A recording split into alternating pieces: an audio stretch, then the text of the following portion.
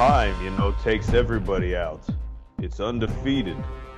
Welcome in to the Bro 4 Squad podcast, where we are just a bunch of bros drinking beer and talking movies. This is episode 177, and I am your host, the mayor, Jeff Hornacek. Thank you guys so much for joining us for the movie discussion tonight. And before we get into it, we must go around and meet the fellow bros. We begin with our enforcer in the paint, Matt Geiger.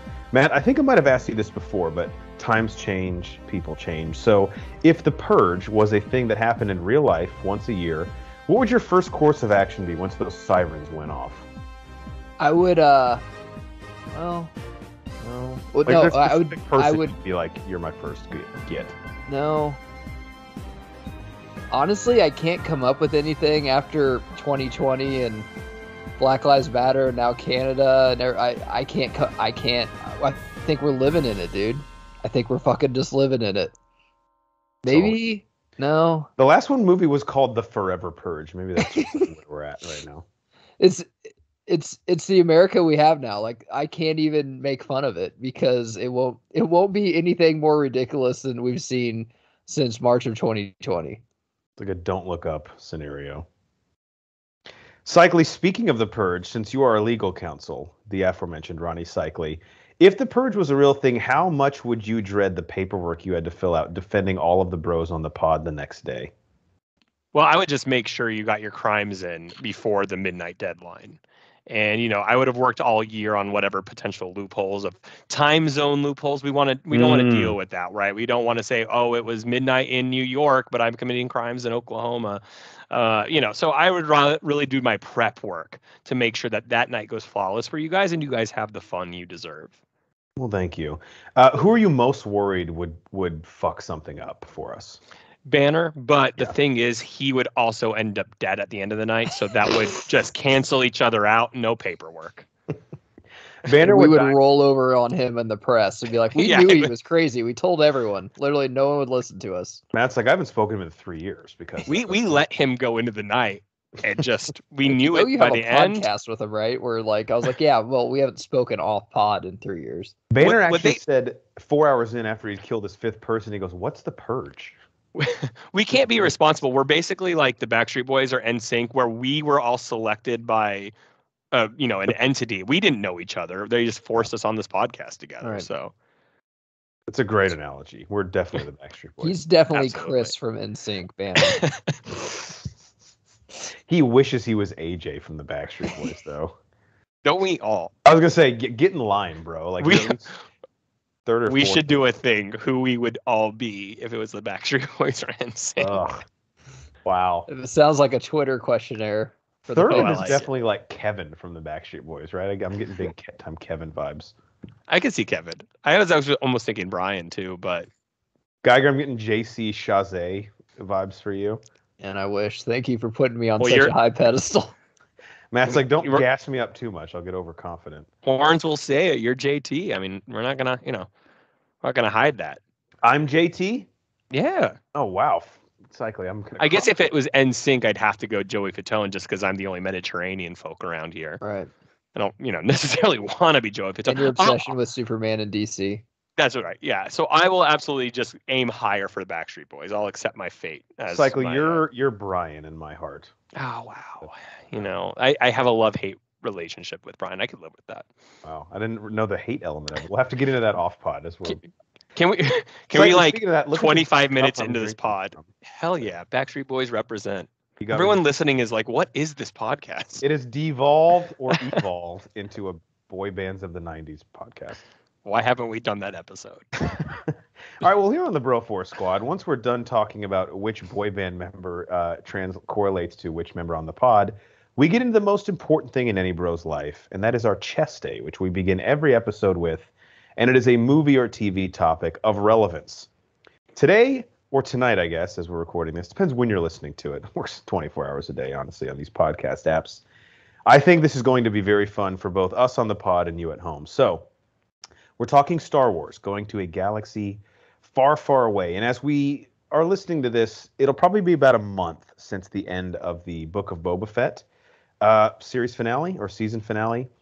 And I think we've all agreed or realized that the Star Wars fan community is one that finds many characters, including Boba Fett, very polarizing.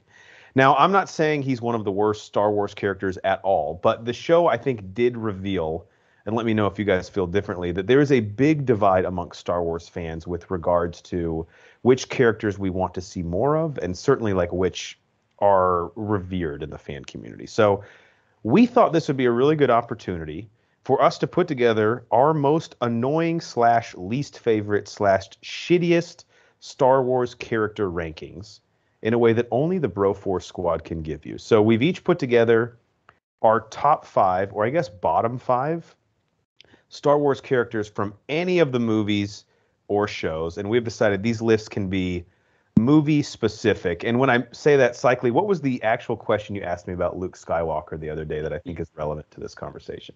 My example was Luke, for instance, in A New Hope, who many could be considered to be a very whiny, weak character, who then, shifts fundamentally later in that trilogy. So you comparing Return Luke to A New Hope Luke, you can love one and really hate the other. I'm going to go to Tachi to pick up some power converters. Like, shut the fuck up. All right, so we've put together a list. Again, our 5 least favorite Star Wars characters. And as you can assume on the Bro Force Squad, there are some deep cuts here. Like, we're not going to take the fucking low-hanging fruit. I highly doubt, but again, very possible, but I highly doubt you will see Jar Jar Binks pop up on one of these lists. Again, unless it's number 1 on favorite. Yeah. We haven't discussed. Don't spoil my favorites. Unanimous number 1, Jar Jar. He's out of it because we all know we love him. So we'll count down 5 to 1, 5 being the 5th most hated, number 1 being the most hated. And then I actually put together a list that we can rapid fire through of characters that I think need defending from the Bro Force Squad at the end. That I think you guys will be in agreement with me on these 5. But all right, our 5 least favorite, most hated, fucking stupidest, however you want to clarify it, characters in the Star Wars universe. Geiger, let's go to you first. Who is your number 5? All right, and 1 is the worst, right? Correct, yeah. Okay. You probably said that. I wasn't listening. I'm going to go with Finn. And it's not Finn's fault. Definitely considered Finn. I'll say that.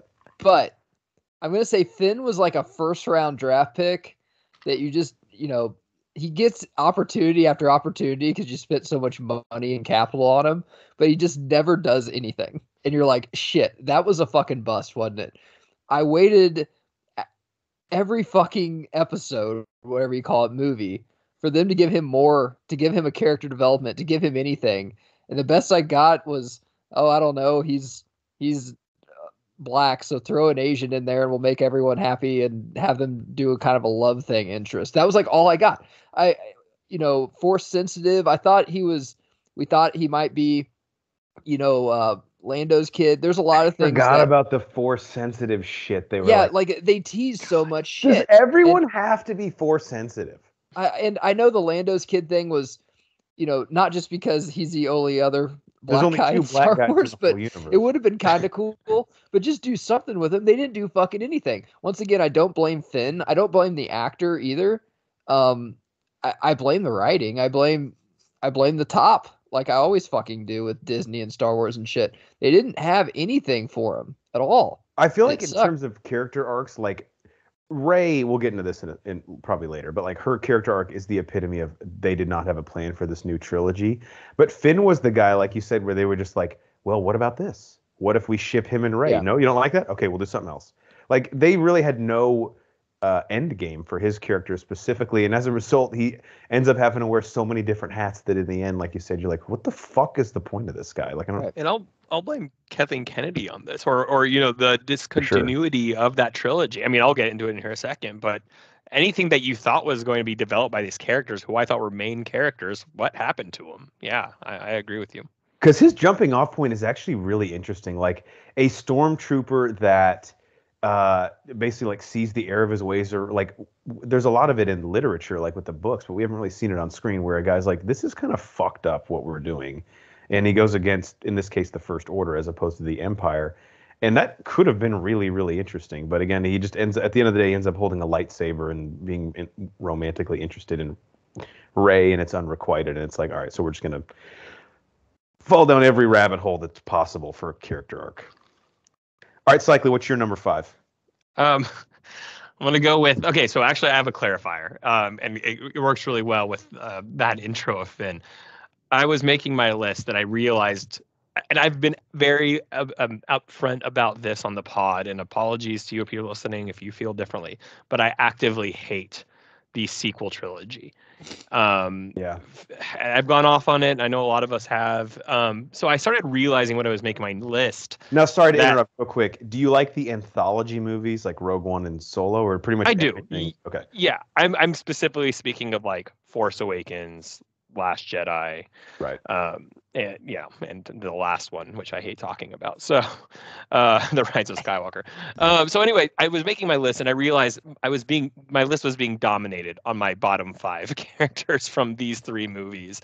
Sure. And so I'm going to go ahead and say I'm not including any of them, because I'm going to be saying the same shit for all of them, and I didn't want to just have that repeated conversation that we had with Finn. So I'll tell you who I had on there. It was Holdo, Snoke, and Kylo Ren. God, Holdo sucks. Yeah. Just have one fucking conversation with Poe, and we're good.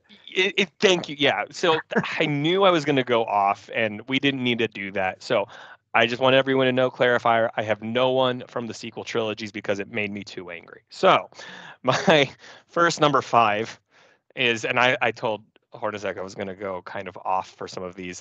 It's that Techno Union guy from Attack of the Clones. You guys remember that guy? Yeah. The Techno Union Army will. Burp, burp, burp, burp, burp. Oh, this fucking guy? Yeah, do you guys remember that guy? Ambor's name. I don't know his name. I didn't want to look it up. I felt like calling him the Techno Union guy was way better. I really have nothing much to say about him. He gets one line in the entire Star Wars universe, and I just don't know what George Lucas was doing with that character. Screen. You're talking about this motherfucker, right? Oh yeah, it looks like he's about to scuba dive or something. Yeah. And so if you remember in the movie, I think he has some other things to do in the comics and shows. Yeah, he's in the Clone Wars, but he's in the Clone Wars. But in the movie, he basically, I don't know what George Lucas was doing, but he has the character say this, and then he immediately goes, beep boop, like beep boop, I'm a robot, and you're like, that was so stupid. So Techno Union guy is on my list. Is he one of the guys that Dooku is like pitching the Death Star to? Yes. On Geonosis? Yes. Okay. And he's basically saying the Techno Union Army will join your clan or whatever. And you're like, cool, raise your hand before you talk. I just don't understand the why did they make him a techno robot? I don't know. Whatever. I just don't like that guy. That's a good one. All right, my number 5, and God, I'm so excited to tell you guys this. Geiger, I really hope you enjoy this as much as I do. My number 5, most hated, most useless, biggest piece of shit Star Wars character is Klig Lars, who is the moisture farmer who marries and immediately has her get fucking kidnapped, Shmi Skywalker on Tatooine.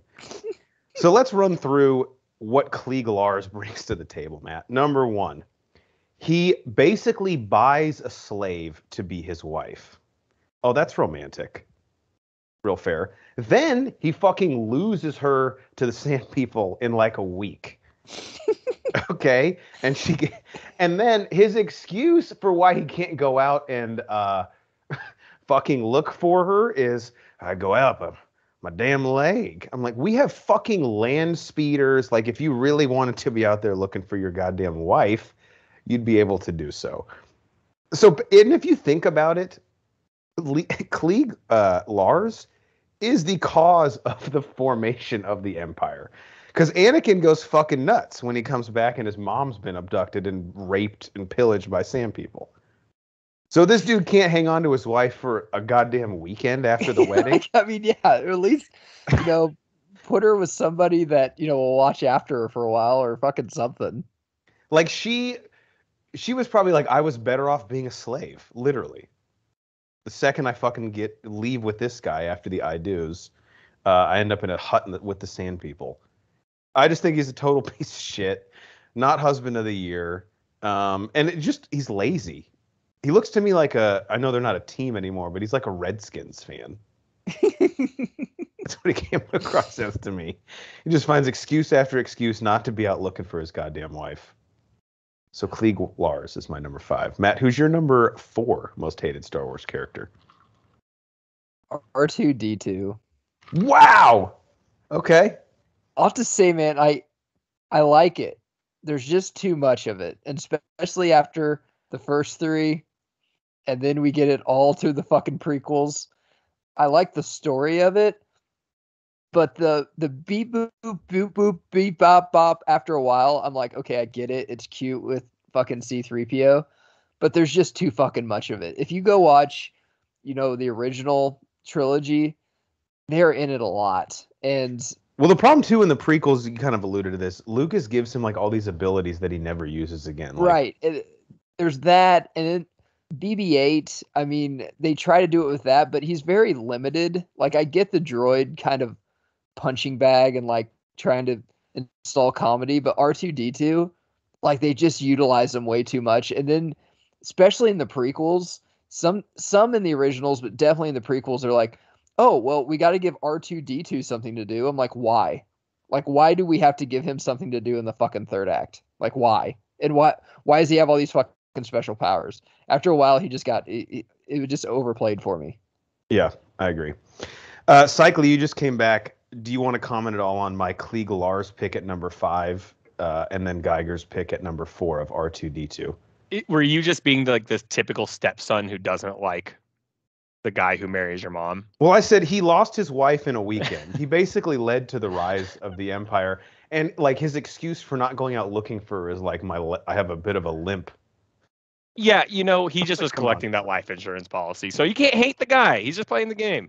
Jesus, disgusting game. So I did hear you say R2. Was that I apologize, I had to leave for the listeners. I'm wondering why I'm getting caught up. Are we going to now 4th on bottom, or are we going to 5th on favorite? So who was R2? So he's his number 4 most hated, and his reasoning, you probably cut some of this. I heard most of it, yeah. Yeah, and I agree. Lucas does do, and in Clone Wars it gets even worse. But like, there's a lot of R2. I don't know if he's a droid, so he can't like get older, but he does nothing in the original trilogy comparable to what he's capable of doing in the prequel trilogy. Okay. Basically, I like that clarification because we're going to talk about R2 a little later. Cycler, what's your number 4? Yeah, my number 4 is Newt Gunray. I love Newt Gunray. Wow, so he's such a droid, cuz he's such a caricature. I mean, I love the meme he's become. So racist, yeah. Oh, it's so racist. I think it's like Jar Jar wasn't enough. We got to go with the Asian guy. Yeah, Newt Gunray. Like it's funny, but like he also just. His purpose, he's supposed to be this villain who's in charge of this massive organization, and he's so inept. Like, I know he's being shadowed by Palpatine, but like, I mean, come on, you're telling me there wasn't someone who seemed at least play the part? Like, he didn't show strength, he didn't show leadership by any means. He was always panicking, shoot her or something. Like, dude, so the guy doesn't have any ability. You is when your wife says no sex tonight. Oh, okay. Hold on. I have to click this link. It's not working for me. Damn it. Well, here, I'll share my screen, but yeah. Sorry, continue. But yeah, so that's my point is like, if he's supposed to be this leader of this massive trade organization, if you can't just get there without incompetence, even if Palpatine was, yeah, there he is. When your wife says no sex tonight, I'm not. But that is impossible. You just feel like he has to have some competence to him, and that he just didn't. And he was like, you could say he was just a puppet, but again, he had to have gotten started somewhere. And so, right. Yeah, while I do enjoy the character for the hilarity it brings sometimes, yeah, Newt Gunray sitting at 4. I think the only reason I like him, he doesn't do anything that like advances Star Wars in any way, but every time he talks, for me, it's like, I'm very interested in what he's saying. Please keep going. Right. What's the line when they're like super scared of Palpatine? He's like, no need to report that until we have something to report. Now, there are 2 of them. Like, he's just cowardly all the time. He gets played so hard. All right, my number 4, this is someone I thought actually might be higher on this list because I absolutely despise this character. and that is Pele Mato, who is played by Amy Sedaris in The Mandalorian and the Book of Boba Fett. This is the chick who lives on Tatooine. I'm not sure if either of you guys have seen the show, but she lives on Tatooine. She works with a bunch of pit droids from Phantom Menace, and basically she is like, she repairs ships, but every time she's on screen, it becomes like the Three Stooges with her and the pit droids. They're like slipping and sliding, and they're falling all over each other. And Matt, none of them can stand up. It's fucking hilarious. She is in a goddamn Mad TV sketch in the middle of Star Wars, and Banner thinks she's fucking hilarious, and she's the worst thing that's ever happened in my life. So Pele Mato, and I actually think Amy Sedaris, she was on the Canadian sketch comedy show Strangers with Candy, if you guys have ever seen that. It's hit or miss, but it's got some funny shit on it. And this is just so embarrassing, the performance she gives, and her character is absolutely abysmal. So if you like Pele Mato, we have nothing in common. I have nothing to say to you. All right, let's go reverse order. Cycling, what's your number 3 most hated Star Wars character? I am actually, we referenced it at the beginning, but I have Luke in A New Hope. Wow. And great pick. It again, because it really is a direct comparison to who Luke becomes. And when you revisit the original trilogy, especially, and you can consider it growth, but let's just be honest, it was purely acting ability. I think there's a difference between being a naive, young, soul who feels like there's something for you in the bigger world that you can make an impact versus just being a really whiny, weak character. And it kind of worked that like Han Solo looked at him and was like, you're a child. Yeah. Like, you're not going to, like, why would I like believe anything you're saying? And my favorite is, and Family Guy does a great job of making fun of this. Luke learns about the Force and everything, and 5 minutes later, he's like preaching on the campus, like telling everybody about joining the Force or you'll go to hell. Like, dude, you just learned about it. He's like a C-list actor with Scientology. Yes. Yeah, dude. I think the line got in this Family pamphlet Guy. 10 minutes later, I'm going to tell you how great it is. Yeah, it's like, thing you found out about 5 minutes ago and are now judging me for not believing in. Yeah. Like a chunky kid that just found CrossFit.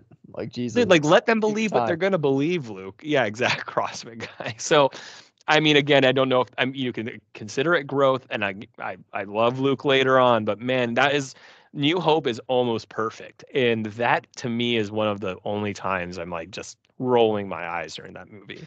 I think for me, we'd probably all agree Empire Luke is like the best Luke because New Hope Luke is too naive and fucking whiny. And then Return of the Jedi Luke is almost like way over the top, like solemn and reserved and the coolest guy in the room. And that's not as fun either. And he's kind of boring in the first and third one.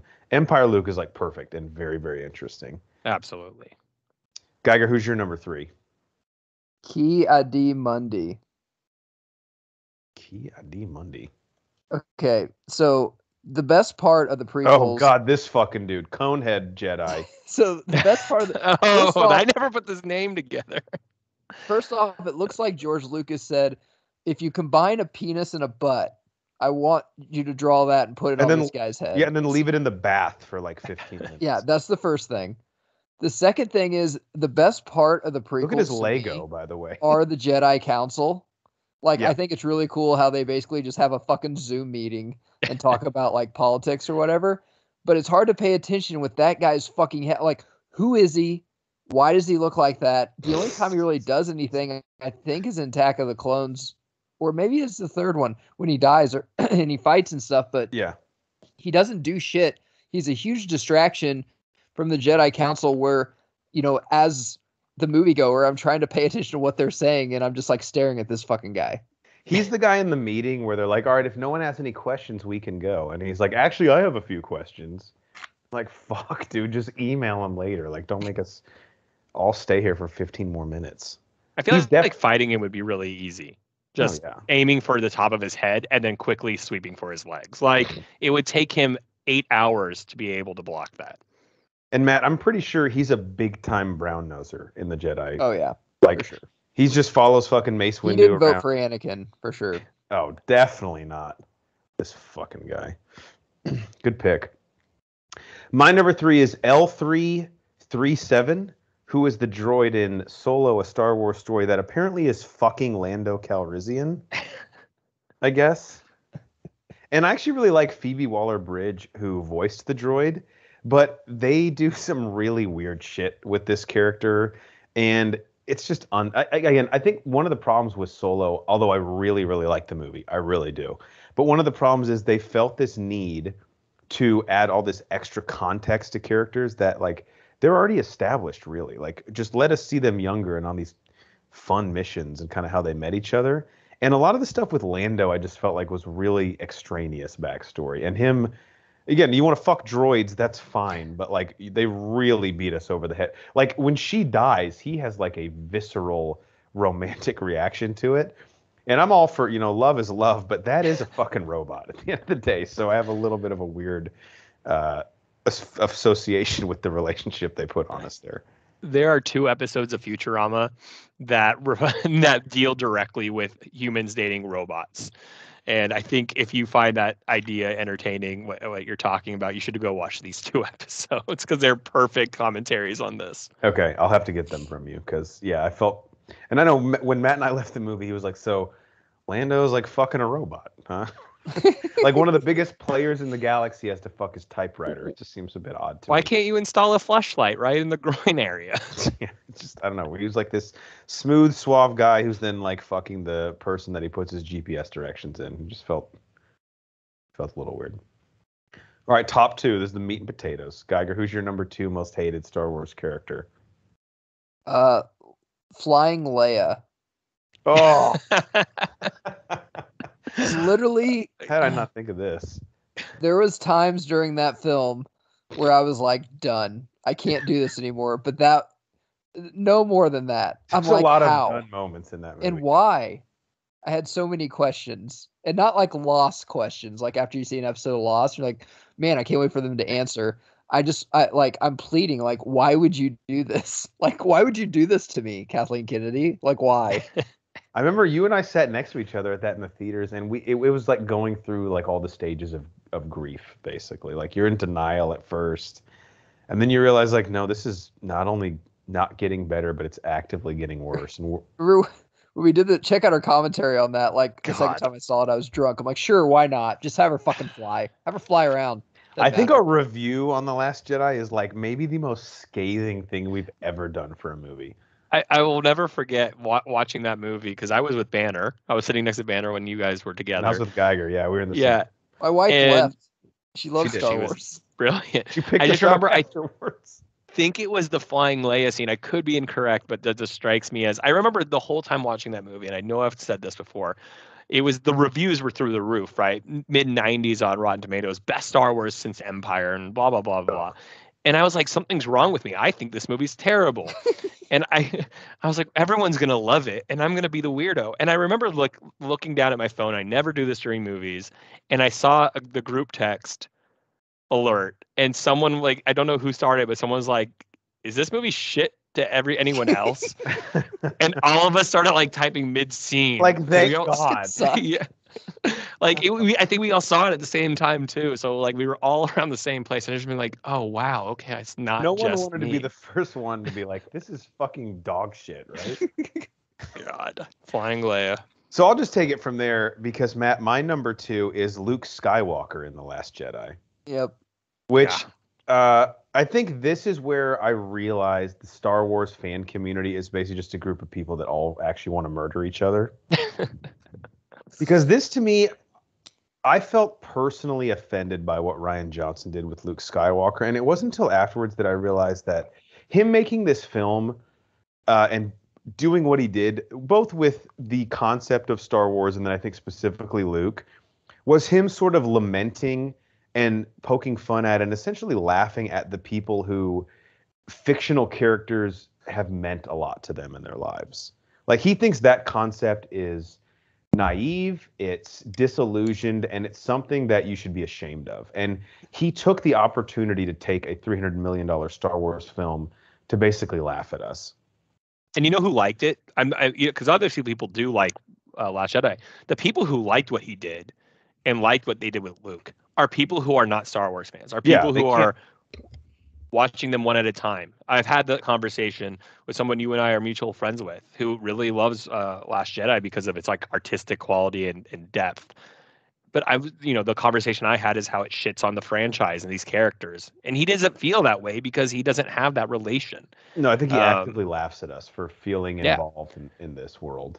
And so I think it's those listening to the podcast probably feel more like us, but yeah, it is purely because Rian Johnson did shit on our beloved characters. When Luke squeezes a manatee's tit and milk comes out of it, I turned to Matt and we were in between like, do we walk out? Do we make a scene? Do we just go straight to Rian Johnson's house? What do we do at this point? Because that was the point of no return, right, Matt, when he did that? There was a lot of points of no return on that. I mean, when Snoke was like nothing, like that. God. I was like, get up. I'm like, why is he I know, dead? you can't like, be dead, bro. Like, you're being Simba to Mufasa. Get your tongue out of your mouth. Yeah, we were Simba. There's so much. Like, literally, I've never ever seen, like, it would be like me doing a Lord of the Rings movie just to piss off the fans and basically just shitting on everything it built. Like, like why? And why the ring is it? like a ring pop. You're like, oh, you thought that shit mattered? I still haven't seen Knives Out because of it. I refuse. I respect that. I respect that a lot. All right, Cycler, who's your number 2? Again, I don't know if I'm saying these characters right. I hope you're not. Technically, it's one character, but they have 2 names because they have 2 heads. It's Fode and Bede. I don't know if that's how you pronounce it because I never Fode and Bede. Who they are the pod race commentators in Phantom Menace. Greg Probst from Whose Line Is It Anyway is one of the voices. Yeah, so here's the thing about these 2 characters and why I wanted to bring them up, because they only get 5 minutes of screen time. But this to me symbolizes George Lucas's shift from the original trilogy into the prequel trilogy, where he really tried his hand at being comedic. Like, right, we talk about Jar Jar. Yeah, there they are. We talk about the other things. Like, the original Star Wars trilogy had comedic moments, but they were pure. They were genuinely based from the characters' dry humor or reflecting off one another. Like Leia telling Luke, "You're a little short to be a stormtrooper." Like Han's stoicism, like they weren't sarcasm. This guy's face. You mean? Like, my God, just seeing them. They're, it wasn't for conjoined twins. Like, they really don't look alike. Yeah, that's true. They're fraternal twins. The point is, so we've talked about this. We hold the prequels in a really special place in our heart, and I think a lot of it is because of the age that we saw them. Right, like the way we are about the sequel trilogies, we easily could have been about the prequels had we been in a different generation. But as a kid, even though I enjoyed Jar Jar and all the other things they did, I just remember these guys aren't funny. Like, I don't know if you guys felt that way. Like, George Lucas thinks he's changing the tone of Phantom Menace and introducing these guys, and you're going all of a sudden into this race thing that has nothing to do with Star Wars that we've seen before. And they're just not funny. And I'm like, it really takes away from the scene when I revisit Phantom, because I'm a Phantom defender. Same. And I love the pod racing scene, but they take away from it. So I don't know what you guys think about that. No, I agree. Like, what do they add to that scene? Is what I would say. Like, is that a dichotomy we need to go between like the intense? And by the way, the sound design in the pod racing scene is some of the best I've ever seen. Yeah. Set piece ever. But then we cut to and these guys don't even have good lines. Like, I think the line I remember is he goes, "I don't care what planet you're from, that's gotta hurt." Like, oh. Dude, are you when like you're 10 years old and you know that's not funny, that's a problem. He sounds like the NFL Blitz announcer. Yeah, you can just cut him out. Get the fuck out of here. Probably what he's going for in that time zone that area of time that movie came out. It was like 99, I think. But this just goes to show you, and if you watch the special features we've seen, I mean, Jar Jar is the epitome of this, but like George Lucas had no one that would say no to him. No one to be like, George, let's pump the brakes. Because it's why it's like polar opposites between the problem of the prequels and the problem of the sequels. Yeah. Yeah, that's true. All right, so we're down to our number 1, right, for everybody? Yeah. All right, Matt, who is your number 1 most hated Star Wars character? I don't know who to blame for this. I'm not going to put George Lucas as my number one. But every time this fucking happens, I get so fucking pissed. And it's the prequels. And that's when Obi-Wan's riding like a fucking dinosaur thing. So that dinosaur thing is like, it annoys the fucking shit out of me because I can just see George Lucas like, well, maybe, like, how's he going to get around? Maybe we should just give him a dinosaur to ride around and then do like weird fucking like He's noises like a kid in the the whole bathtub fucking with all time. his toys, right? He's like, and then Obi-Wan jumps on the Tyrannosaurus. Makes no sense at all. Yeah. I hate it every fucking time I see it. And the sound that creature makes is really distracting. It sounds like it can climb walls, of course. Why not? Why shouldn't it? Whatever you need it to do for the story, Matt, it can do.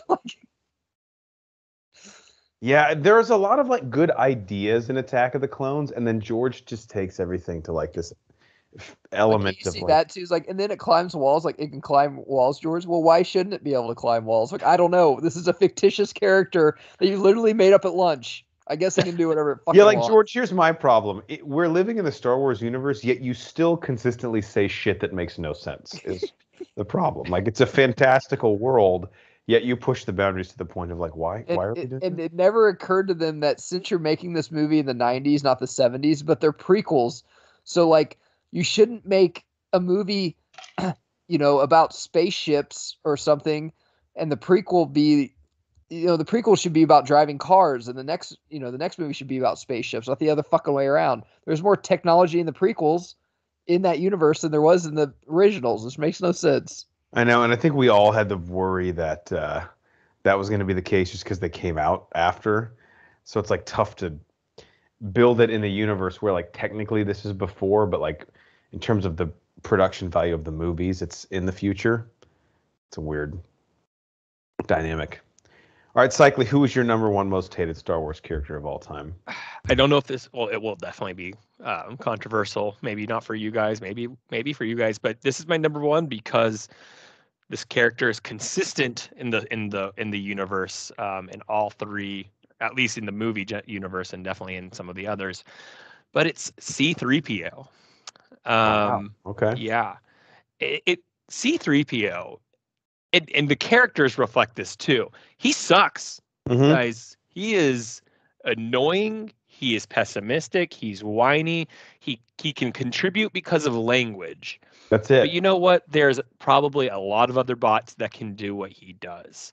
The fact that in Empire they're like they turn him off, or when he's mangled, they keep he's annoying everyone. Like, there's not one scene in an entire universe. And one, you can argue, okay, well, he's a robot. The robot's cool. They've made so many robots look cool in this universe. So C-3PO, I get it. That's his character with R2. Dude, the guy brings nothing, and R2 shouldn't hang out with him. And we don't even need to get into the Anakin building him thing, because that will take us down a separate road. But C-3PO, right, because by far, if we're talking screen time, gets the most of these characters we don't like, and he's consistently annoying and complaining and negative and frustrating. I just have never liked C-3PO, even as a kid. Yeah, the one thing he does is just make R2 look better by comparison. Yeah, like R2 just seems really fucking cool because he also hates C-3PO. C-3PO probably thinks they're friends, but then he'd be like, R2, let's get an apartment on the Upper East Side together. And R2 would be like, what do you mean your credit report won't come in time? Like, yeah, I don't want to fucking live with you, bro. You'd be that'd be a disaster. He would be such a cock block for R2 also. R2 would meet like this hot trash can out at the bar, and 3PO would be like, oh, well, sorry, R2 has to be up early in the morning. We must be getting home. If 3PO's not getting any, no one is. And 3PO is never getting any, yeah. Just Matumbo's everybody's dick. That's a good one. All right, my number one is solely for plot reasons because this character had a lot of potential to be cool. But if you think about it, is a real fucking asshole who, if he would just sat down and had, again, a conversation with some people, the whole universe would have been saved. And guys, that's Mace Windu. It's a good call. I like this pick.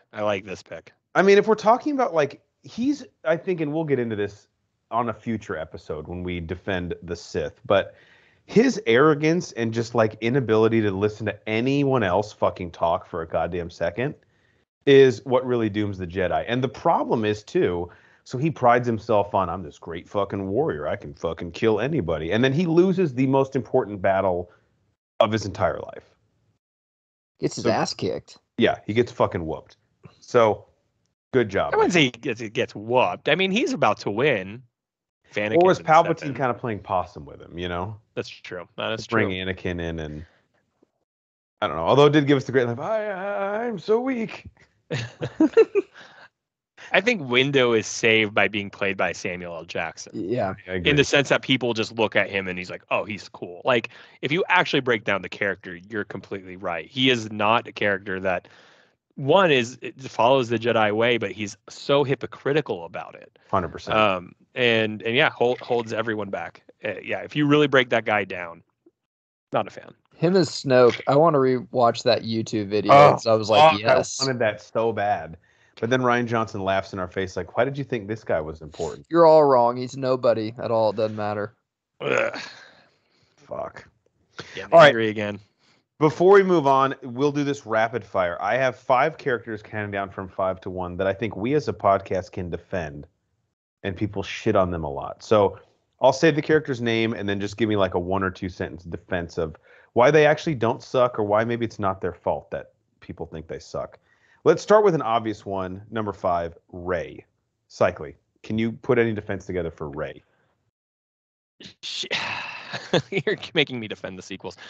I would say she only knew the world she had, and so like when she took the Skywalker name, she doesn't know she's shitting on, such an epic saga and she's been so alone and she just wants to belong, and she did everything that was given to her. She didn't choose her situation, but she made do with it. So that's my defense of Rey. Yeah, think about how interesting she was until they brought Palpatine into the equation. That's my Geiger, any defense for Rey? She was probably the most fantastically acted of anyone, I would say. Daisy Ridley. Ridley the character awesome. Straight? No, I totally agree. If you I think Yeah. Oscar Isaac fucking mailed it in. Daisy Ridley gave the best performance, I think, in the trilogy. She got in phenomenal shape. Yeah, man. All right, number 4. I didn't realize until like a decade ago, which doesn't sound long, but I'm 8,000 years old. People hate these guys, and that's the Ewoks. Geiger, can you defend the Ewoks? I think they just hate them because that's like what people make fun of the most. But I mean, I didn't even know people hate them. They're fucking badass. I think some of it stems from the holiday special. But yeah, there's like a huge contingent out there that despises the Ewoks. Yeah. There is a How I Met Your Mother episode where Marshall and Barney discuss whether someone likes the Ewoks or if they don't and when they were born. And there's like a chart involved, of course, with Marshall. I just watched that. But maybe it's because we're on the right side of the line. The Ewoks are just natives to their home planet that they defended themselves and fought off the Empire with sticks and ropes and stones. What are you supposed to hate? That they're cuddly looking? Just because you're cuddly looking doesn't mean you can't be vicious. Like, what the fuck? How can you hate an Ewok? Get out of here. I saw a shirt online. It was $48, and I still almost bought it. And it's an Ewok putting a piece of like that Leia popcorn that she gave him in his mouth. And all it says at the top is, Icha. Dude, you need it. I'm going to buy that. $48. I was like, fuck, I want this, but I can't justify it. All right, number 3, and again, the order of this list was tough to put together, but we will literally, I know Geiger would take a fucking bullet for this character right now. He would like jump in front of his wife and kids if someone offended this person. There's a lot of people that think Palpatine sucks as a character. Geiger, defend our boy. What?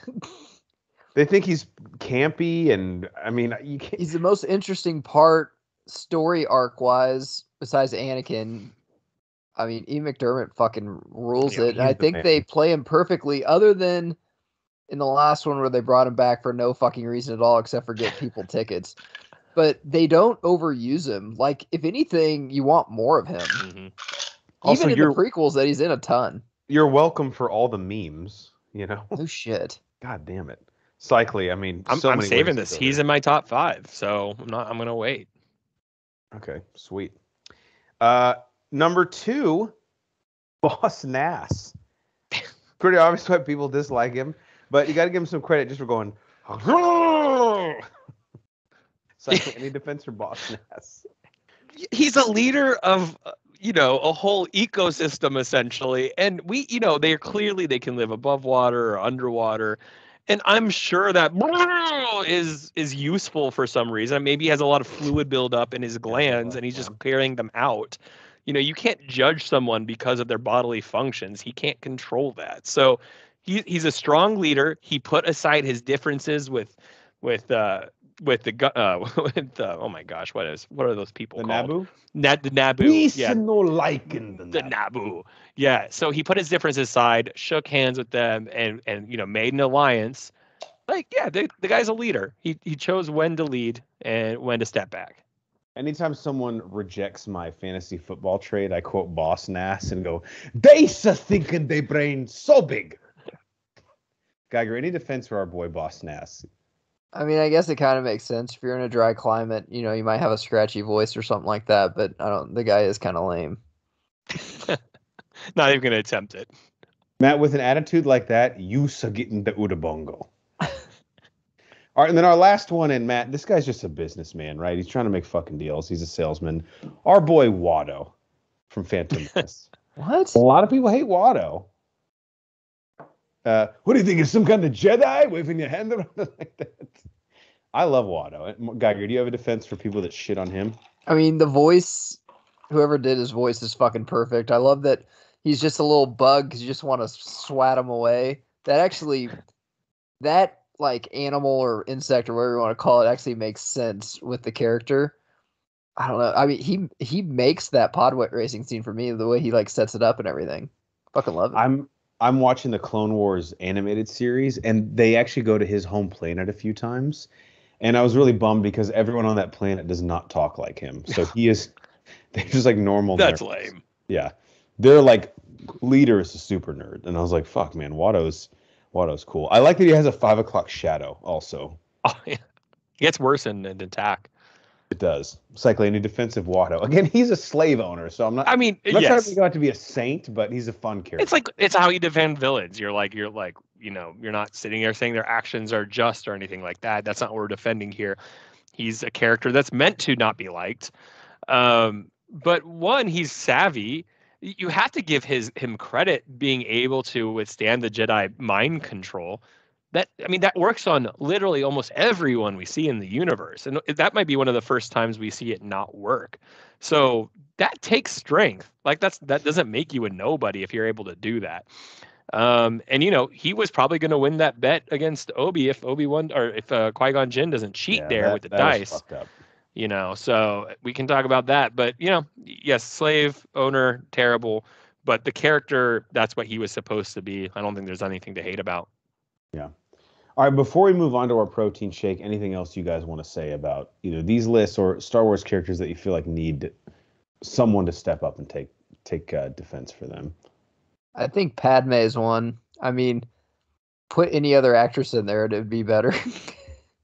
Which is weird, I disagree with that. I think that's just George. I think you need someone. Yeah, it's weird, like how quickly Natalie Portman got a little jaded with the role. That dialogue is brutal, though. Like it is.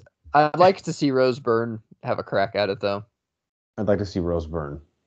Period. Her crack. Nailed it. Yeah. Cycle, anything for you? Anybody that needs to get some recognition? Good or bad? No, I think I could have talked about the bad again on the sequel trilogy for hours. So I tried to do everyone service by not going through everyone and saying the same shit over and over. Yeah. Guys, send us your list or another Star Wars list you want us to do. We've done a lot with Star Wars, and there's a billion other things we can do. Matt, I think you were on the pod where we did our Star Wars character draft, or maybe that was you, Cycling, or someone else. It's a vast universe, and we have somewhat unique tastes, but it's our bread and butter. Yeah, 100%. All right, moving on to our protein shake, which is the part where we go around and talk about what is in our cup, also known as what have we watched lately. I have 7 things, but I am only going to talk about 3 of them because one we reviewed, one we did a commentary on, and 2 I only have like 5 seconds worth of something to say. So, Geiger, why don't we go to you first? We'll go you, Cycly, then me. We'll just go round robin. What's in your cup? What have you seen lately? All right, the first thing I watched was on Netflix, and it's a TV show. I think there's like 6 or 7 episodes, and it's Colin Black and White, which is Colin Kaepernick's Netflix show. And I'll have to say, this is just like Everyone Hates Chris Rock. So Colin kind of like narrates it, and then you have a younger kid, kind of high school age, playing Colin Kaepernick, and it's only him in high school. Like, that's the only really thing they go into, and him just trying to get a college scholarship for being a quarterback. I really like this. I'm not saying I'm a big fan of Colin Kaepernick before or after any of his like political stances. I'm not really I don't think one way or another on the 49ers or anything really about him. I will have to say, if you're going to watch it, first off, you got to get through the first couple scenes where he says the NFL draft is a lot like drafting slaves, even though you're getting like millions of dollars and stuff like that. You got to get through some of that, but I really like this show. The kid actors are really fucking good. You have to kind of get over some of the narratives he's trying to throw at you where, Jeff, you'll probably think this is interesting. The reason he didn't get a college scholarship for football by anyone big is because of the narrative that only white players played quarterback, which he's probably our age. So I'm thinking at this time, Michael Vick, Donovan McNabb are in the NFL, right? That are like, I mean, Michael Vick was the shit, but he was offered by the Yankees a first-round draft pick to pitch. So percentage-wise, don't you think there's probably more at this time, maybe 2007, I don't know, let's say, there's probably percentage-wise more black quarterbacks per capita than there are just African-American pitchers in the Major League Baseball, not, people from Mexico or Puerto Rico. I mean, in 07, this is just top of my head, but we had David Garrard, Byron Leftwich, Michael Vick, Dante Culpepper, Steve McNair, Dante Culpepper, Donovan McNabb. That's just literally like I just rapid fired that. So he does kind of say like, oh, I didn't get a scholarship because he did throw kind of weird. I don't know if you remember that. Obviously, he had a really long delivery. I remember. I mean, he took him to the Super Bowl. Did he deserve a first round? Did he deserve a D1 to draft or, to get him in college? Of course he did. That's fine.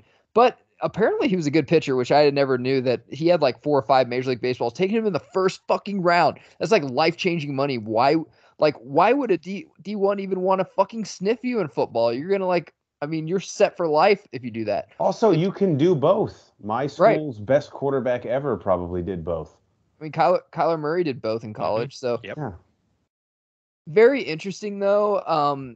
Came from white parents, obviously adopted. He was in California. It's a really good show, man, and the music in it's fucking great because it's like 2007 like hip hop the whole fucking time. Say no more.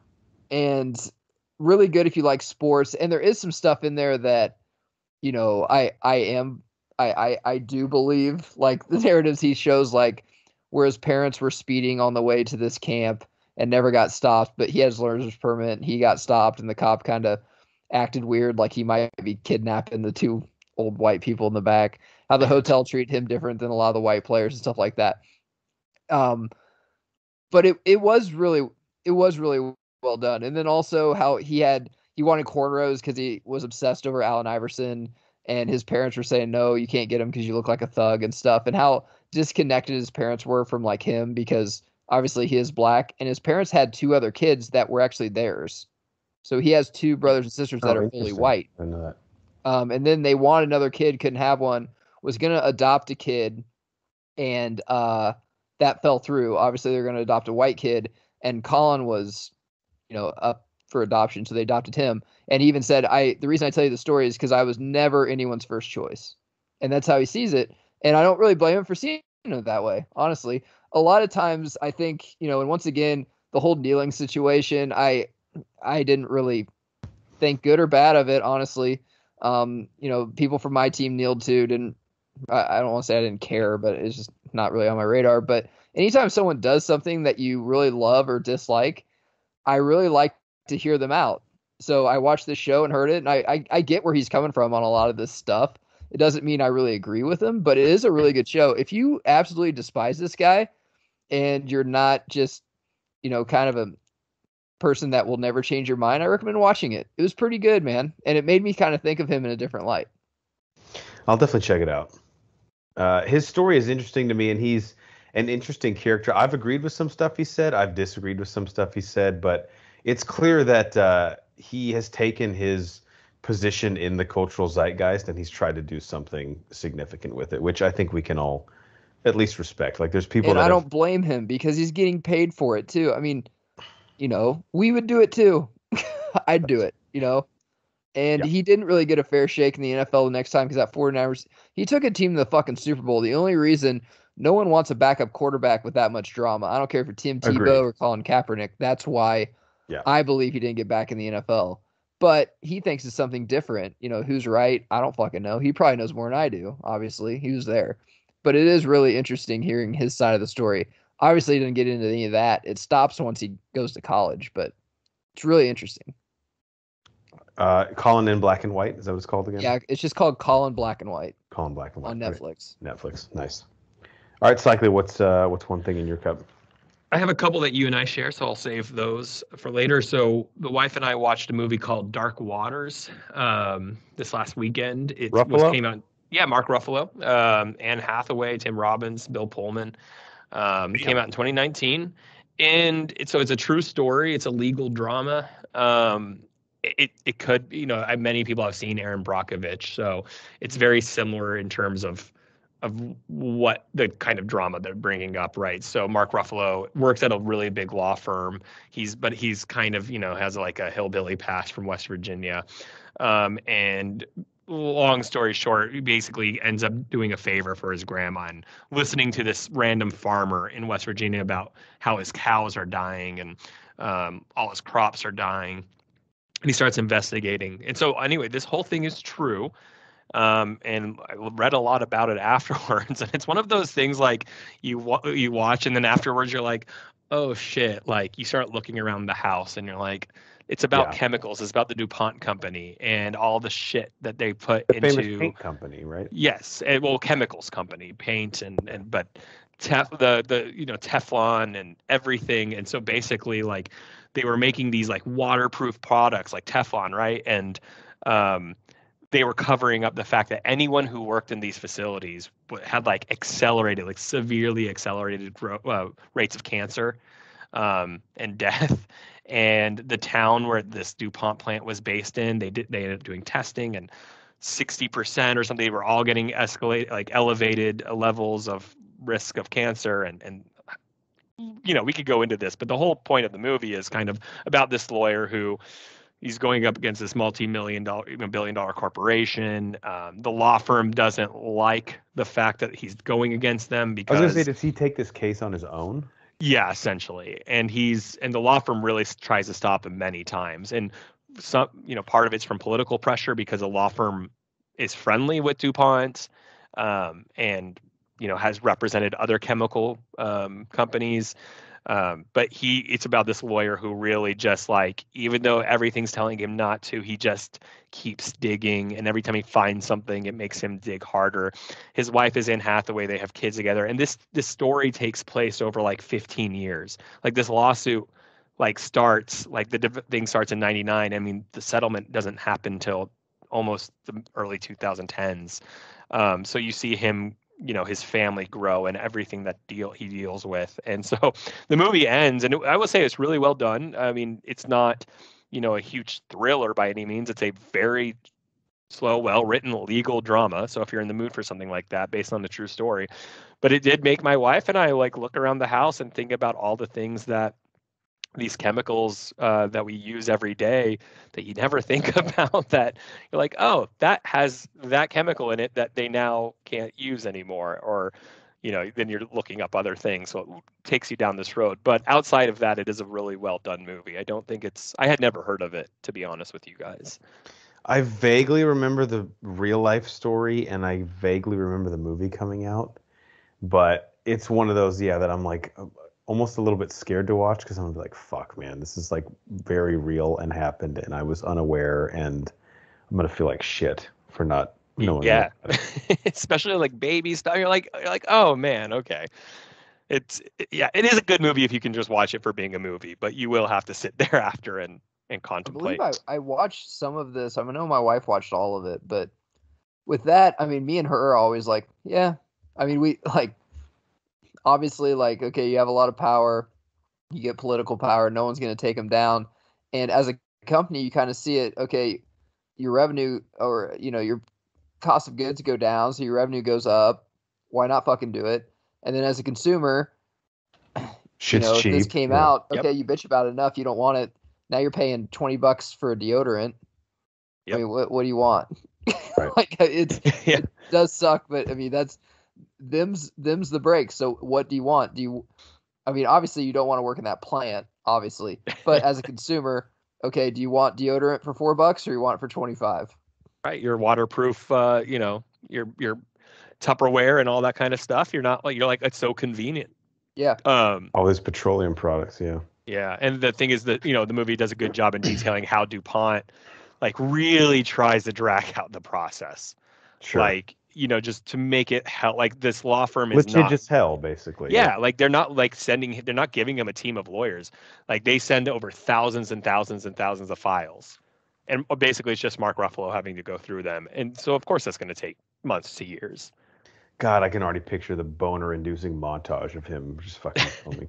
It's pretty good. He does a really how he is. He did a really good job. Oh, I forgot about Anne Hathaway. I honestly Does he have his hands in his pockets the whole time, like the whole time. the rape Catholic movie that he did for no reason at all? Spotlight. Yeah. Does he He's turn into literally the like Hulk sorting at through any point? files with his nose. That really bothered me the whole time through that movie too. Like, take your fucking hands out of your pockets, dude. Like he's sitting down with both hands in his pockets in his jeans. I'm like, no one ever does that. What are you, like a youth pastor? All right, let me knock a few of these out real quick because I don't want to talk about them too much. Cycly and I did a movie commentary on the 2022 sequel to the 1974 original, Texas Chainsaw Massacre on Netflix. Now, although we just did the movie commentary, this is not going to drop until October for Halloween season. But Cycly, is there anything you want to tease about this just to get people excited for the next few months? Some really good kills. Yes. That's what I'll say. And there was a point probably an hour in where shit goes absolutely nuts. I think our favorite moment in the movie and our by far least favorite moment in the movie are like 40 seconds apart from each other. And this won't give anything away because this is how these movies work. Some of the dumbest characters making some of the dumbest decisions. Well, there's one moment in particular where maybe one of the dumbest things I've ever There's one that tops the cake, but there's a lot. But yeah, that one in particular is just wow. But Geiger, there is a scene in this movie that I might just find it on YouTube and send it to you after this, but it is like, it's the perfect Matt and Geiger thing because it's like classic horror meets like, oh, this is really what would happen if a serial killer like this existed in the world today. Would you agree, Cycly? Yeah. Like with social media and stuff? Yeah, and it's pretty genius. It's pretty fucking genius. And it's totally what would happen. Yes, 100%. One other thing, Geiger and I, just before this episode, recorded this review, but it will have dropped probably like 3 weeks or 2 weeks before, and that is we saw Uncharted starring Tom Holland and Mark Wahlberg. So check out our review of that. Geiger, anything you want to tease to get the people to go back and listen to it? If you're reading the reviews from the critics, check out our shit because it's probably not going to be the same. Hardly ever is. Perfectly said. And then the last thing I'll say, I mean, I've seen a few other things, but there's one other one I don't want to talk about much. I rewatched I'm not being hyperbolic or exaggerating, probably the 25th time, Teenage Mutant Ninja Turtles 2 Secret of the Ooze on Netflix. Netflix, I think. My God, guys. This is why I watch movies. So good. And I moved it up on my top 100 list. I thought it was higher, but I had already counted it down. I think it's at. I'm gonna pull up my list right now, but I had it at 91. Sorry, 90. Fuck. I wanted to move this thing way higher. It's just, it's chicken soup for the soul for me, man. I just love everything about this movie, and I legitimately think Michelangelo's comedic performance in it is authentically hilarious. Yeah. Like, he's fucking really funny in this movie. Just to piggyback off you, because we had this conversation last weekend, I started watching them again because I hadn't watched them in years.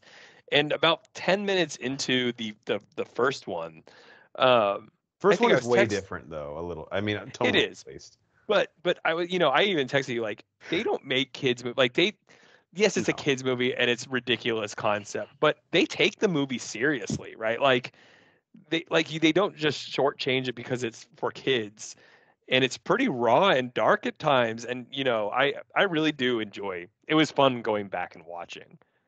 I remember in the first one, Geiger, is it Michelangelo that just yells like a damn? And as a kid, I was like, oh. That's Raphael. Yeah. Early on, though. That's right. Yeah, and I Yeah. was like, oh my God, they're going to cuss in this? I was like, this is not your grandma's Teenage Mutant Ninja Turtles, folks. But TMNT 2, Secret of the Ooze, I need to rewatch it at least once a year. It just makes me feel so happy inside. All right, Geiger, what else have you seen? Two for the Money, which is on HBO Max right now. I haven't seen this in a bit. It was the first time my wife watched it because she's like, "Oh, what's this? McConaughey's in it." He's so McConaughey in this. Yes, With this is like Al the start Pacino. of McConaughey, right? Yes, and this is with Al Pacino, Rene Russo about sports betting. It's really funny now since it's like all legal now. Like this was kind of a, an Oliver Stone type movie. Like no one talks about it, but everyone knows, so we're gonna put it on the big screen. It's really well done though. I'm really surprised in his movie mantra that this isn't brought up more with McConaughey because I mean it's a pretty good story, very well acted. There's highs, there's lows, there's good writing, good score, everything involved. Pacino's Pacino in it. I think there's a lot of Pacino roles because he has so many roles that are so fucking cult classics and out there that there's a lot of movies that Yeah. you just don't talk about Pacino because he does fucking well in every single one. But with this mentor-mentoree relationship, which Jeff, we talked about with Wahlberg and Holland in our review of Uncharted. But this is on display here too, and this is a really good fucking movie. I consider this a sports movie because it's about sports betting, 100%. particularly football, college football, and NFL. And Jeremy Piven's in it, and he's just Piven, pretty much, and he's just a huge dick. And it's a great movie. I don't know if you guys have seen it in a while, but that used to be. I used to have that on DVD, and I used to watch it actually quite often. Yeah, and this was like I didn't really understand sports gambling when this came out, but when you go back and rewatch it as an adult, you're like, that's pretty. Yeah, it's that fucking intense. Like, Right. And the over, the under, everything like that, I didn't really understand until I watched this movie, and I'm like, okay, cool. Well, I'm ready to take down Vegas now. And like you said, like him being a former athlete and getting involved, it's just really fucking cool. Like the insight that he has and like the shit that he'll pick up on, like that, like body language and stuff on players is just really cool. And like watching McConaughey, this is like the first time I was like, dude, when this guy actually tries and he like gets obsessively involved in his character, like it is fun to watch. Like we shit on him sometimes, and Jared Leto, I think, has been trying to like capture this magic, without success for his whole career. But like when you go balls deep into somebody, but it doesn't feel like you're doing it for yourself, it feels like you're doing it for the audience, like McConaughey, it's a treat. It really is. Oh, yeah. Cycly, what else you got? So Love is Blind. I talked about it last week. They released the second batch of episodes. You need help. I do need help because I was so angry because, of course, this batch ends leading into the final episode next week, and it ends when one of the girls or one of the guys is going to say I do or I don't. Oh man, my wife and I were on the edge of our seats getting drunk on the patio, just like, no. I was so angry. Kids in the neighborhood are like, why are you cussing off your porch? What the fuck? No. So again, if you don't know this show, it's purely trash TV on Netflix. The concept is just a group of strangers meet each other to fall in love, but They can't see each other Ever, at all until they decide to get engaged. Yeah, and then they plan a wedding for them after 3 weeks. So yeah, Love is Blind. Pure, like if you want to feel good about yourself, watch this. If you like judging people, watch this. I do both of those. Yeah. Can I just say this, and Matt, maybe you'll feel differently.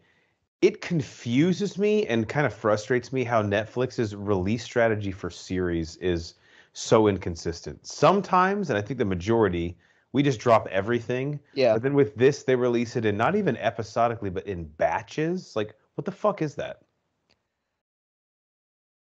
I guess Netflix doesn't strike me as someone like a Disney Plus where they control their own content. Netflix bids on a lot of stuff. Yeah, like not everything is Netflix homegrown. And I think that's why. So if you think of Netflix more as just like almost like a YouTube, if you will, where people just dump content, and Disney Plus is more of like, and like ESPN or something where they control their own content. Maybe that makes more sense. I get what you're saying though, where everyone just thinks of streaming platforms, but yeah, it doesn't make fucking sense. But if you like the show enough, you're gonna binge it or you're gonna wait. So correct me if I'm wrong. The big streamers, HBO Max, Disney Plus, Amazon, Hulu, they all release their shows basically like network used to, like once a week, right? Is Netflix the only one that even still does the binge model? Yeah, and they don't even do it on all of them. But yeah, like Game of Thrones or anything like that was week to week. You gotta wait. Squid Game, and again, it was a cultural phenomenon for a week, but that's the problem when you drop everything at once, it's over in a week, right? Like, literally talking about it. I mean, about Disney Plus, but I think they do the same thing. Yeah, they're one episode a week. All right, I'll run through these pretty quick because I don't have much to say. I watched Under Siege from 1992. First time watch, Steven Seagal movie. Tommy Lee Jones is the villain. Geiger, have you seen this movie or maybe no?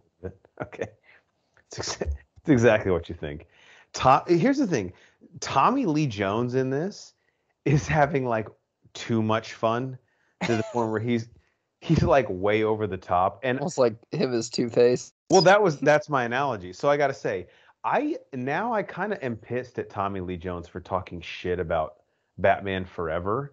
Because the way he acts in this movie, it's like he wants to be Jim Carrey as the Riddler. And this came out before Batman Forever. So I think Tommy Lee Jones is not mad that Jim Carrey like played this character so over the top. I think he's mad that he played this character so over the top and people liked the performance. Yeah. That's what he's fucking mad about. Because Tommy Lee Jones in this movie is absurd.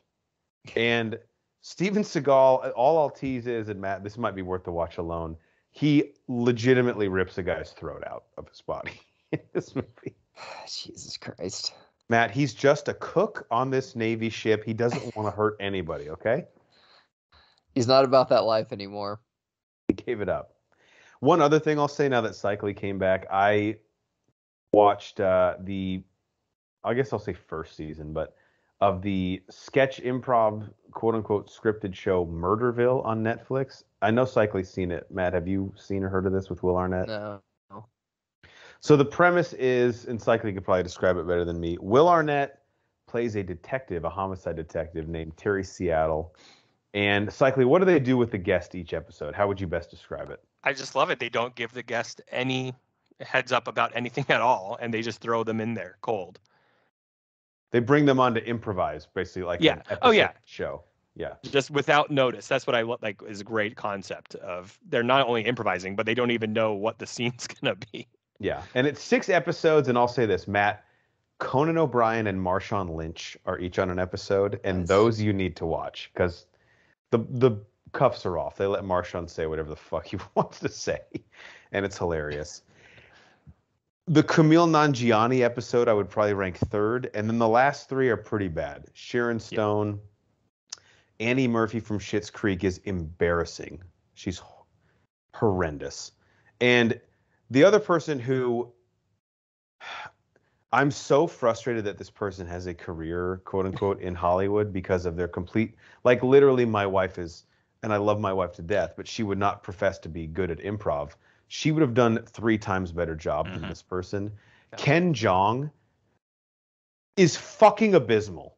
He needs to go back to being a doctor. Seriously, get him out of entertainment. He provides nothing. And Matt, I'm embarrassed that we ever laughed at him in any of the Hangover movies. He's so horrible and unfunny. Will Arnett will say something. He was good in The Goods. He's so fucking bad, dude. It's just, it angers me. So what I'll say about Murderville, I think the concept is very interesting. And if they do a season 2, I would just like them to get less about names with cachet and just get better improv actors. Like get anyone that's on SNL on this. I don't care who they are. The thing is exactly the concept is going to be hilarious. You can have the exact same scenario with literally if you did the same crime scene, right? Like, yeah, you have 6 different comedic improv actors. They're going to give you 6 completely different results, right? Like that's the beauty of it. And the fact that they give you 6 different, every episode is a different crime or a different, issue going on. Like that's why Conan was so amazing, because Conan is a writer, he's a comedian. He immediately caught on within half a second, and you saw his brain click on what was going on. Marshawn is on the other end of the spectrum of why it was so funny, because he's just like, I'm just gonna be me. Like he just played it like he was in real life, as he should, and it was so fucking funny. But only on those 2 spectrums can it be funny. Like these actors who, and some of them are really talented, and I like some of them.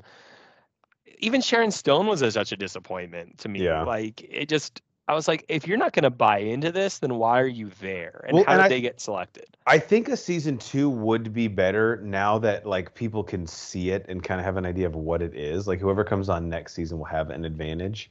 But also a lot of, like, the Annie Murphy episode, I just want to know, like, what did her agent tell her this was? She was, like, hesitant to even talk. And it made me uncomfortable. She's just watching Will Arnett the whole time, like she's in the audience. Right. All right, Cycling, now that Matt left, you've seen the Tinder Swindler, right? Yes. All right, do you want to talk about this together?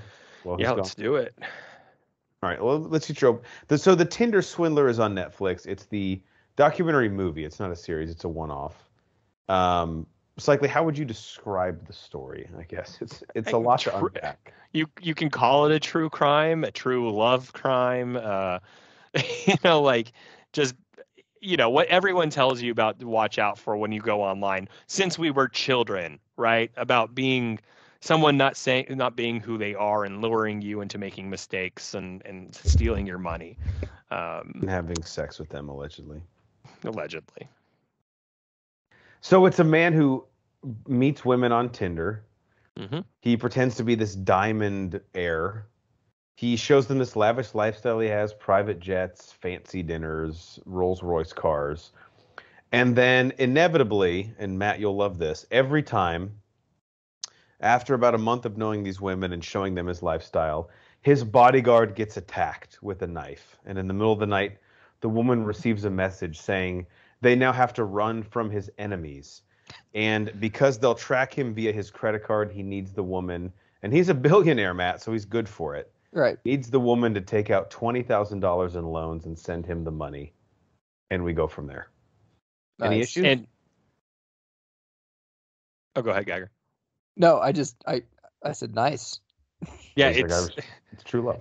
What's funny about it, and again, not victim blaming by any means. I feel bad for these women because, yeah, it's easy to judge about like, why would they fall for this and blah, blah, blah. Like you get to see these women and clearly they're one of these are well-to-do, like put together women, but they're so desperate for love and being cared for and just like looking for that Prince Charming in a really naive way that you understand. Like he did such a good job of like playing the long con. This wasn't like, hey, I don't know you. Long play, yeah. Yeah, this isn't getting the email from the African prince, right? Like this is meeting.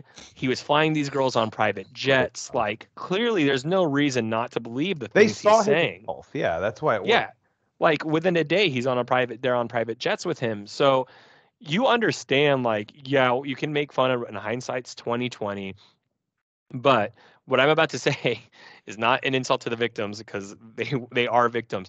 This guy there's talent here because basically what it is he's a pyramid scheming these women. So one woman is paying for the next extravagant lifestyle with the next woman, and each woman funds the next girl, and that's basically how he keeps living. But so with each woman, he has a different story going on with them, and he has to make sure he doesn't slip up.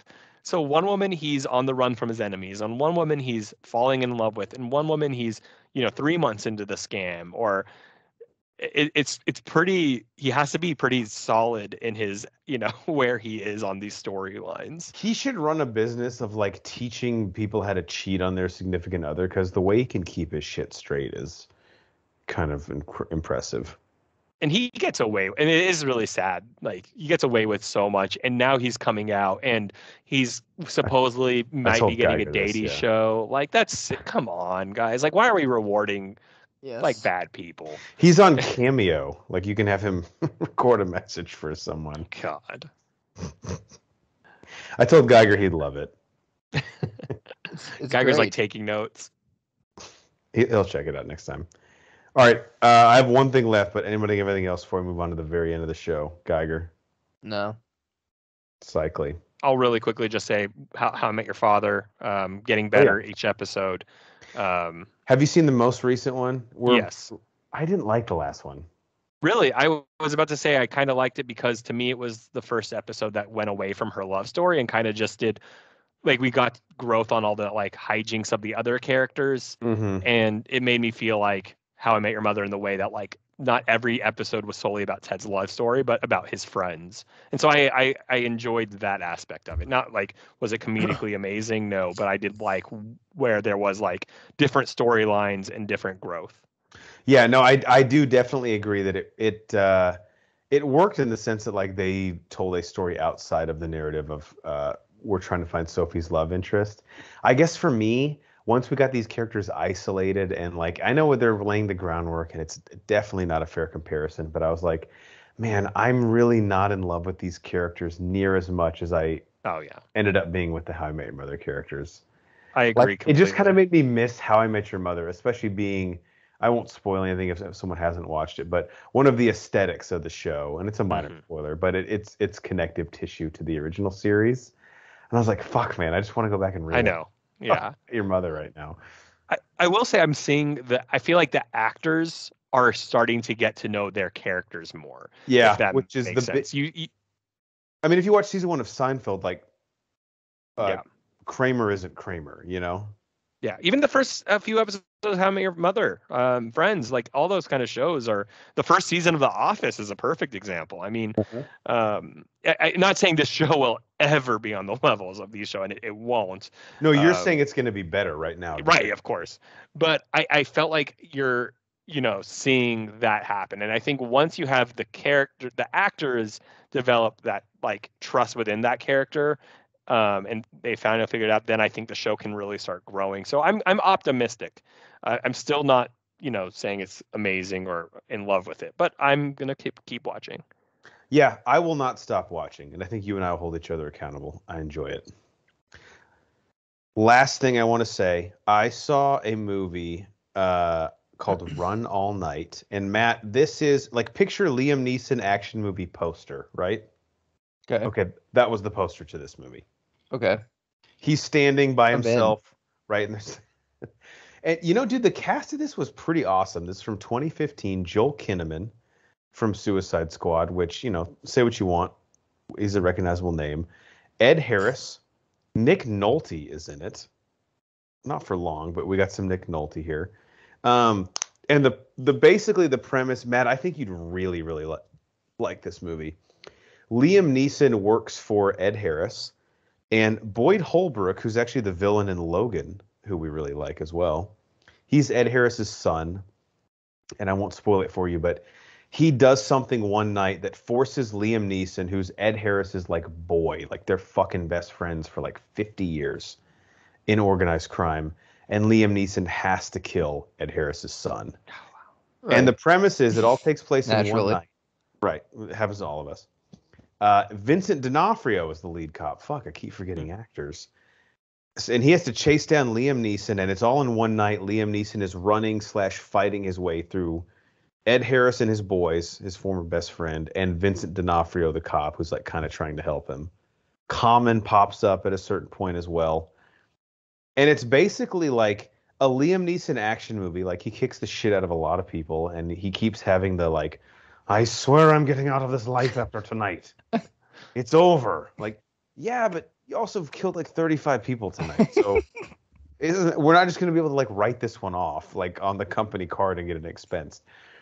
But the acting is really good. And at the end of the movie, I was like, fuck, man. Like, I was kind of looking for shit to laugh at, but it was actually really well done and like a really good gangster movie. And it has a lot of like Godfather. Picture like the Godfather trilogy, but if I made you like crunch it up into 1 hour, 40-minute movie.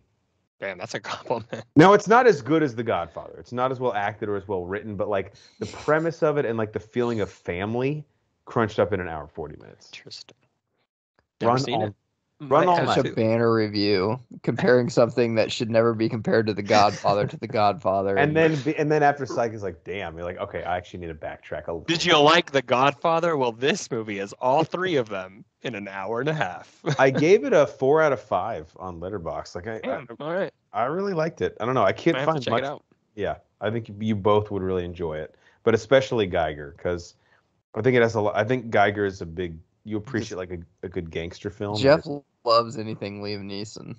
Like, he's in. I'm not Imagine Liam Neeson with Christopher Walken at the same time.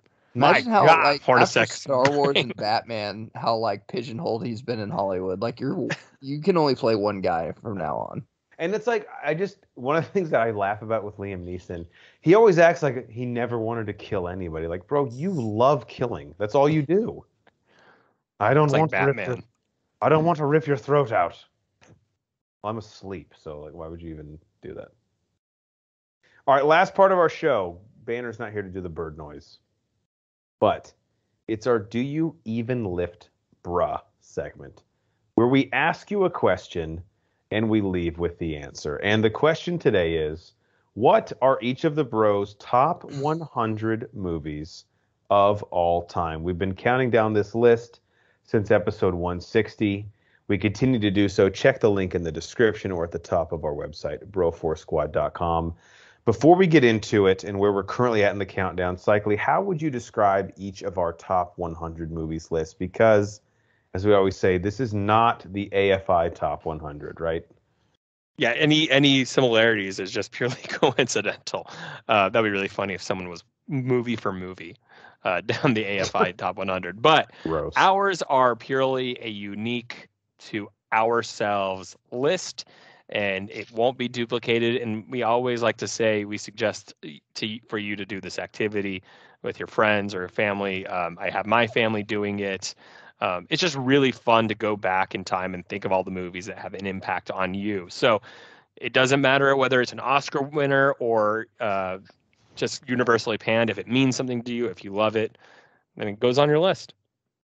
Yeah, my mom did hers. I might ask her if it's okay for me to read it on pod at some point, because it's just a fun trip down like memory lane with your whole life, like how these movies have significance to you. And I think it's worth noting, just to show you how eclectic these lists are. We have everything from Memento, A Few Good Men, Gladiator are on these lists. And then we have things like Austin Powers and Jumanji. No, not the Robin Williams one. Welcome to the Jungle. Not the good Jumanji. Right.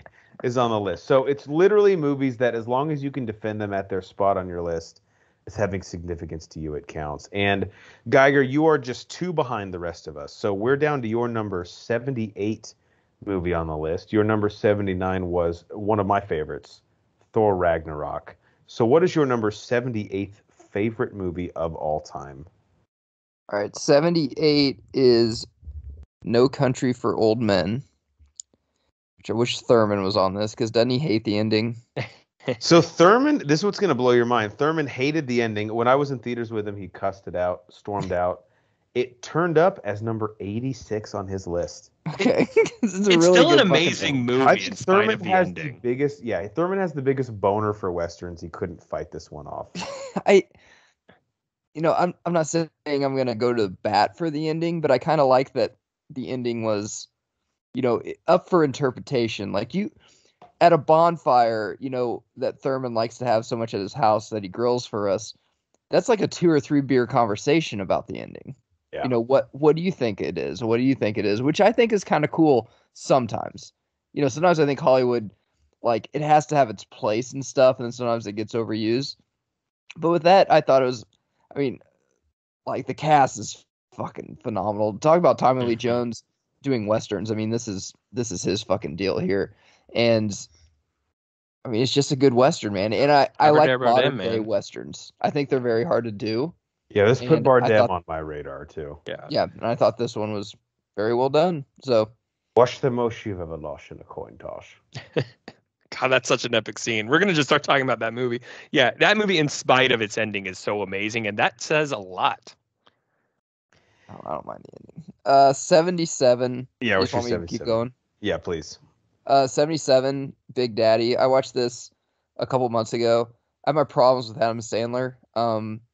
This was not in this film, I think it's kind of started after Mr. Deeds, but especially after being a dad now. Like, this movie's fucking great. It's really fucking good, and it really shows how he used to sleep till like noon, and now he's like up all the time at fucking 6 a.m. because you just have to. And this was before all of his buddies got kind of tired with us playing. I actually kind of laugh at Rob Schneider in this movie. Yeah, Schneider's good. And then the 2 friends that are gay that are in every other movie, like, they're good in it. Grandma's Boy crew, yeah. And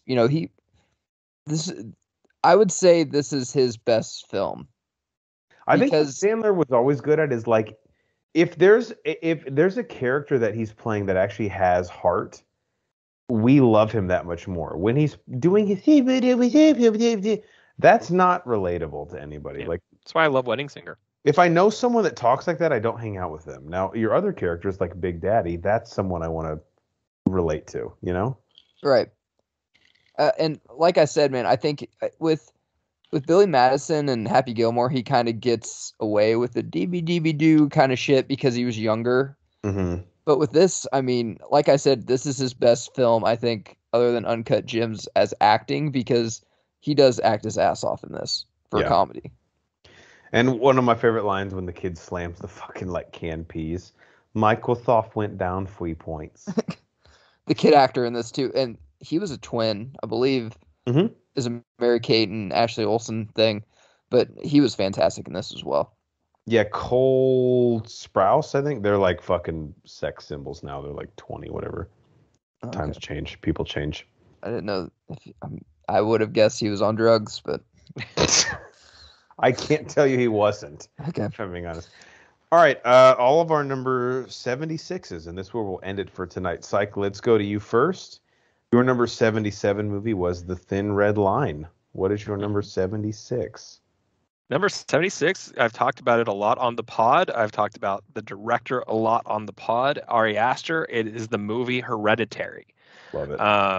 Yeah, so Hereditary, I will say, Midsommar you'll find much higher on my list later on. I actually saw Midsommar first and went back because I had read such amazing things about Hereditary. And what I'll say is this is a pure, if you like Midsommar and you haven't seen this, Midsommar is more just psychedelic thriller, not really scary in a lot of ways.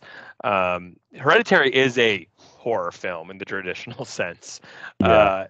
It definitely is going for that. It does say a lot of themes about family and the sense of belonging that Ari Aster seems to always focus on. The probably one of, if not one of those fucked up scenes I've ever seen in a movie. And if you've seen this movie, I was going to say, if you've seen this movie, you know exactly what I'm talking about. I remember watching that with my wife. And it really hits you. And what I love about this scene, other than it's horrifying, is it hits you like the human emotions are supposed to hit you. You go through your sense of denial first. Mm-hmm. Like, you immediately see that and you're like, that didn't happen. Right. And then you like have your moment of panic about it. And then, you work your way up to acceptance eventually, just like the character does as when again, I don't want to spoil anything because the movie's only like 3 years old, so I highly recommend if you like horror movies to see this. But that was a really cool emotional ride that you had those few minutes after that iconic scene. And it's something that director really does well. Midsummer, I mean, I was saying there's like that. Maybe jaw dropping is not the best way to describe it, but that car scene, I had a sense of disbelief, like you. Exactly. Like, wait, what? I felt like it was going to be one of those cut scenes, like, yeah, that like you see happen and then immediately goes back like he like had a panic or something. The only weak part of this movie, because again, I'm always a horror defender on the show. The only weak part to me was the ending, and not to say like in No Country for Old Men, that controversial ending.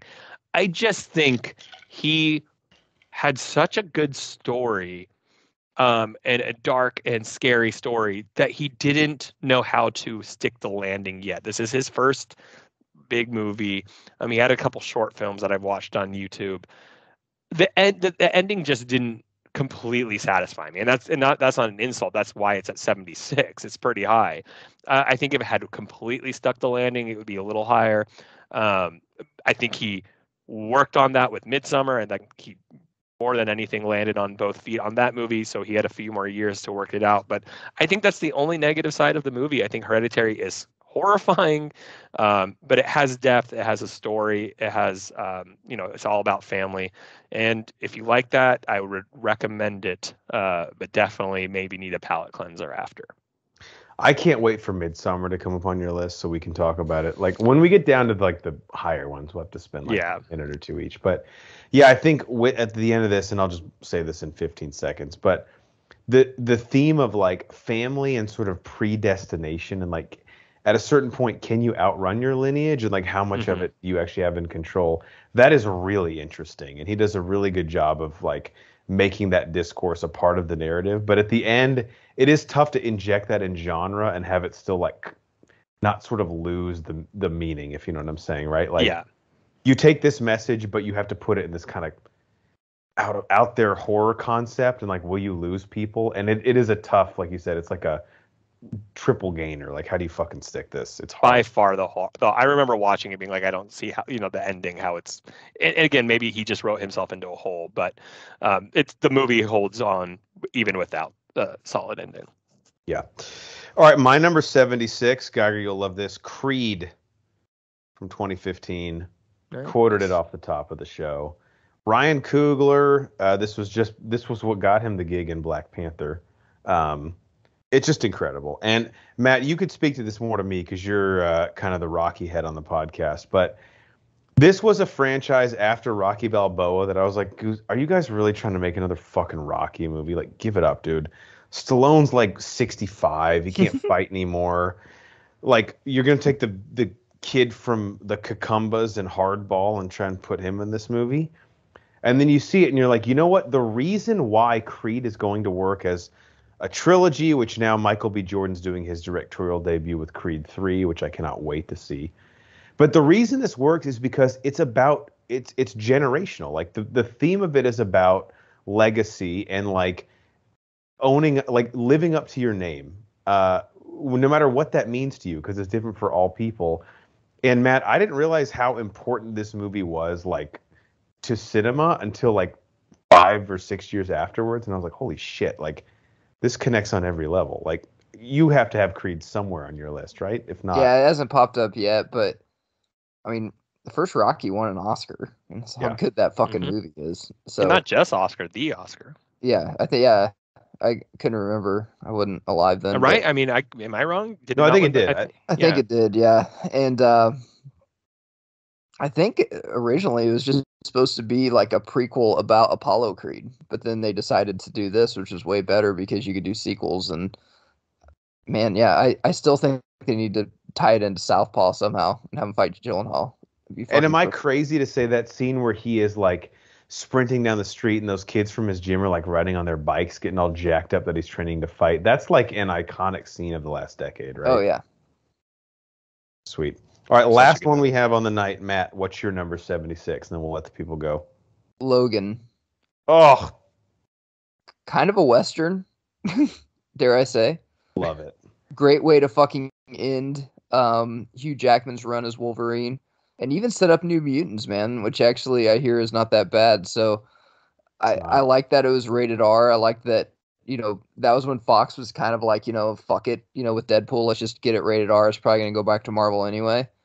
But man, what a great way to have Hugh Jackman, who really stuck it out, almost the Dirk Nowitzki of his time, through a bunch of bad teams to finally fucking get his day in the sun. But that is a fantastic movie. I remember seeing it in theaters. We all congratulated Banner like he had something to do with it, just because we gave him a lot of shit with the Fox Through the Pod. And he gladly accepted, and just awesome. Fun to watch on FX. Not as good, though. You got to watch it rated R. After the Johnny Cash trailer, Matt was like, look, you need to stop marketing to me because I'm fucking here for it. So Patrick Stewart, too, is just so fucking good in it. Yeah, he's unreal, dude. I'm shocked. This is not this is a tough part with these lists. 76 of all time in your life is a huge fucking compliment. But I thought this might be a little bit higher. It is, I'll just say it's higher on my list. Let me just put it that way. Just knowing your affinity for Westerns and superhero movies. I mean, it's not, yeah. I mean, it's not going to beat a lot of the Batmans for me, but sure. I think it would have been higher, and maybe this isn't right, but if it wasn't just attached to so many shitty projects before it. Yeah. But again, yeah, they're like your relatives, right? Like, just because one guy is a fucking pyramid scheme salesman, like, we can't act like he's not part of the family, right? He's coming to Thanksgiving. All right, closing thoughts for episode 177. Cycly, we'll start with you on legal counsel.